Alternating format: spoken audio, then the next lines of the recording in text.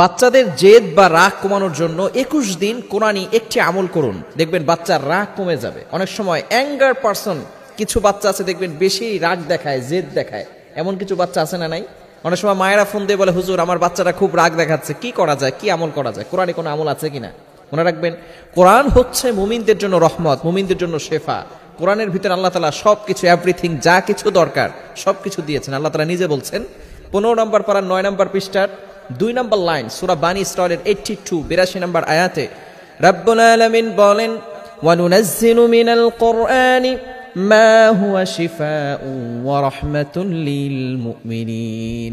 আমি মুমিনদের জন্য এই কোরআনটা রহমত স্বরূপ, শেফা স্বরূপ নাজিল করে দিয়েছি।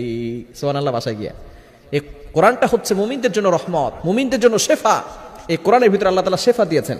তবে অনেক সময় বাচ্চারা বেশি রাগ করে, বেশি রাগ করলে আপনি কোরআনের একটি আয়াতের আমল করতে পারেন। কিভাবে করবেন ভালো করে বোঝাচ্ছি। তার আগে আমি অনেক সময় যে সমস্যাটা বাবা মা করে সেটা হচ্ছে বাচ্চাদেরকে বদদোয়া দিয়ে ফেলে, অভিশাপ করে। খবরদার, অনেক মা তার নার ছেঁড়া ধন, যেই মা 10 মাস 10 দিন গর্ভে ধারণ করে বাচ্চাকে প্রসব করেছে, সেই মাই জানে একটা বাচ্চা প্রসব করতে কতটা কষ্ট হয়। এই মাই আবার সন্তান দুষ্টুমি করলে সন্তানকে অভিশাপ দিয়ে থাকে। মনে রাখবেন, মা আপনার দোয়া যেমন আল্লাহ তাআলা অ্যাকসেপ্ট করে নেন, আপনি বদদোয়া করলে সাথে সাথে আপনার সন্তানের জন্য সেটা আল্লাহ তাআলা কবুল করে নেবেন। এই অনেক মায়ের বদদোয়ায় সন্তানরা নষ্ট হয়ে যায়, সন্তান ধ্বংস হয়ে যায়। এজন্য কখনো সন্তানকে অভিশাপ দিবেন না। মায়েরা বেশি এই অভিশাপটা দিয়ে থাকে যে তুই মরিস না কেন, তুই মরলে আমি দুধ দিয়ে গোসল করে উঠবো। এই ধরনের কিছু নারী আছে না নাই? খবরদার, বাচ্চাদেরকে অভিশাপ দিবেন না। 2 নাম্বার, বাচ্চাদেরকে মিথ্যা প্রতিশ্রুতি দিবেন না। সবসময় তাদেরকে সত্য প্রতিশ্রুতি দিবেন। অনেক সময় বলে, বাবা তুমি এটা খাও, তোমাকে একটা সাইকেল কিনে দিব, এরকম বলে কি বলি না? খবরদার, এরকম মিথ্যা প্রতিশ্রুতি দিবেন না। তাহলে আপনাদের প্রতি বাচ্চাদের বিশ্বাস কমে যাবে, সে বাচ্চাও মিথ্যা প্রতিশ্রুতি মানুষদেরকে দিতে থাকবে। এবং বাচ্চাদেরকে অভাব শিখাবেন। অভাব, বাচ্চারা জেদি হয় কেন? বাচ্চাদেরকে অভাব যদি না শিখান, আপনি এখন আপনার কাছে 100 টাকা চেয়েছে, আপনি 100 টাকা দিয়েছেন। 500 টাকা চেয়েছে, আপনি 500 টাকা দিয়ে দিয়েছেন।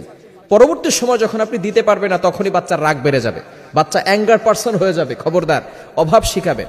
আপনার অ্যাবিলিটি আছে, তারপর আপনি তাকে একটু অভাব শিখান, এটা শিখানো উত্তম। এখন জেদ কমানোর জন্য কি আমল করবেন? আল্লাহ পাক রব্বুল আলামিন পবিত্র কোরআনুল কারীমের ভিতরে নিজেই বলে দিয়েছেন। আপনি আপনার সন্তানের মাথায় হাত রেখে 7 বার এই আয়াতটি পড়বেন।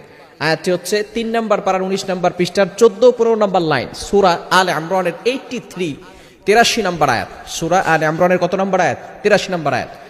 রব্বুল আলামিন বলেন, আফাগায়রা দীনিল্লাহি ইয়াবগুনা ওয়া লাহু আসলামা মান ফিস সামাওয়াতি ওয়াল আরদি তাওআন ওয়া কারহান ওয়া ইলাইহি ইউরজাউন।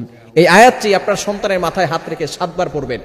এভাবে 21 দিন টানা আমল করবেন, ইনশাআল্লাহ অবশ্যই আল্লাহ তাআলা আপনার ছোট্ট বাচ্চাটার রাগটা কমিয়ে দিবেন।